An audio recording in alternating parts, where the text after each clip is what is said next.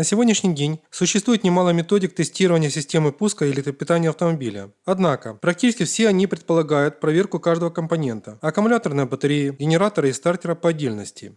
Поэтому влияние их работы друг на друга в этих методиках не учитывается. Рассмотрим методику комплексной диагностики системы пуска и электропитания автомобиля при помощи скрипта L-Power, написанного Андреем Шульгиным. Скрипт в автоматическом режиме анализирует график тока аккумулятора и напряжения на его клеммах, предоставляя комплексный отчет о состоянии аккумуляторной батареи, генератора, стартера, а также других мощных электрических потребителей. Записать сигналы, необходимые для анализа, очень просто. Необходимо подключить черный крокодил питающего кабеля USB автоскопа 4 к клемме минус аккумуляторной батареи. Измерительный адаптер соединить со входом номер 1 USB автоскопа 4 и подключить его к клемме плюс аккумулятора посредством пробника зажима крокодила. Ко входу 4 подключить токовые клещи АПА-32 и при помощи переключателя на корпусе клещей выбрать диапазон 600 А. В окне программы USB осциллограф вызвать меню. Режимы. L-Power. Поднести токовые клещи к силовому проводу, отходящему от любой из клемм аккумулятора, и повернуть клещи к этой клемме той стороной, обозначение полярности на которой совпадает с обозначением полярности на клемме аккумулятора. Подключение токовых клещей к плюсовому или минусовому проводу не имеет принципиального значения. Откалибровать токовые клещи так, чтобы сигнал от клещей разместился по центру красной зоны на экране осциллографа. Включить запись осциллограмм. Захватом клещей обхватить все провода, отходящие от клеммы аккумулятора. Включить дальний свет фар. И через 3-5 секунд выключить. Включить зажигание. И дождаться окончания работы электрического топливного насоса. Запустить двигатель.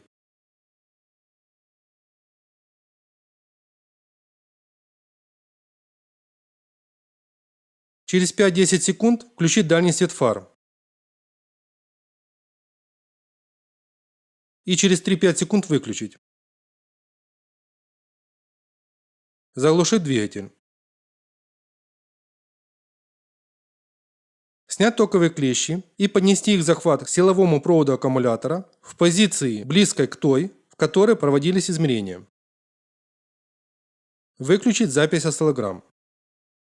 В окне программы USB осциллограф вызвать меню. Выполнить скрипт.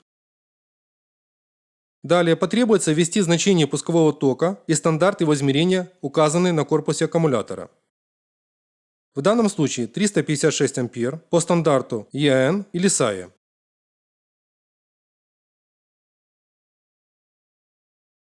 И нажать ОК. Результаты анализа предоставляются в виде таблицы, в которой отдельно сгруппированы характеристики аккумуляторной батареи, генератора и стартера. Параметры, значения которых выходят за пределы допустимого диапазона, автоматически выделяются цветом. В данном случае внимание акцентировано на том, что в момент включения стартера напряжение на клеммах аккумулятора упало ниже 9 вольт, до 7,2 вольт. Опасно считается просадка напряжения ниже 7 вольт, так как это может вызвать сбой пуска двигателя и работы электроники автомобиля. Что же стало причиной увеличенной просадки напряжения? Остаточный ресурс аккумуляторной батареи составляет 94%. Вместо заданного значения 356 А пускового тока аккумулятор обеспечивает только 335. Но уменьшение пускового тока всего на 6% не критично и указывает на то, что батарея хоть и не новая, но вполне исправна. Цепь стартера исправна. Все ее параметры находятся в пределах нормы. Теперь сопоставим характеристики аккумулятора с характеристиками стартера. Требуемый пусковой ток цепи стартера составляет 684 А. Аккумулятор рассчитан на 356 А. Вывод. Пусковой ток аккумуляторной батареи практически в 2 раза меньше требуемого значения. Таким образом, основной причиной увеличенной просадки напряжения в момент включения стартера является неправильно подобранный аккумулятор. Рассмотрим некоторые примеры неисправностей, обнаруженных при помощи скрипта L-Power.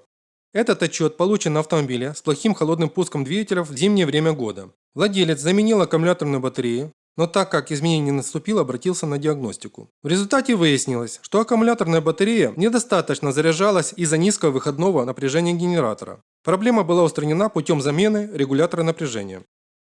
В следующем примере наоборот. Регулятор напряжения устанавливал очень высокое выходное напряжение генератора – 17,5 вольт, что уже опасно как для электроники автомобиля, так и для аккумулятора. Более того, повышенное напряжение зарядки может вызвать интенсивный электролиз воды в электролите и бурное газовыделение. Выделяющийся при этом газ представляет собой взрывоопасную смесь водорода с кислородом. Электрическая искра, пламя зажигалки может вызвать вспышку выделившегося газа, силы которого вполне достаточно для разрушения корпуса аккумуляторной батареи. Рассмотрим пример, когда аккумулятор недостаточно заряжался из-за неработающей одной или нескольких фаз генератора. Здесь в отчете скрипта так и написано. Ток одной из фаз отсутствует. Причиной такой неисправности может быть повреждение диодного моста или обмоток статора. При этом в бортовой сети возникает значительная пульсация напряжения. В следующем примере внимание диагноста акцентируется на том, что стартер не способен потреблять достаточный пусковой ток от аккумулятора. В результате стартер не развивает номинальной мощности и плохо прокручивает двигатель. Владелец этого автомобиля обратился на диагностику после безрезультатной замены аккумулятора, тогда как неисправность заключалась в увеличенном сопротивлении силовой цепи питания стартера. Как выяснилось впоследствии, из-за окисления клемм силового провода, соединяющего корпус стартера с клеммой минус аккумулятора. Скрипт способен распознать и такую неисправность, как нестабильный контакт между щетками и коллектором стартера. При такой неисправности стартер может создавать сильные помехи в бортовой сети. При этом работать то практически нормально, то не включаться вовсе. Следует обратить внимание на то, что таким же образом могут проявляться неприкрученные силовые провода, а также изношенные контакты втягивающего реле стартера. Если в процессе измерений на дизельном двигателе включались свечи накаливания, то скрипт дополнительно предоставляет информацию о работе и параметрах свечей и их управляющего реле.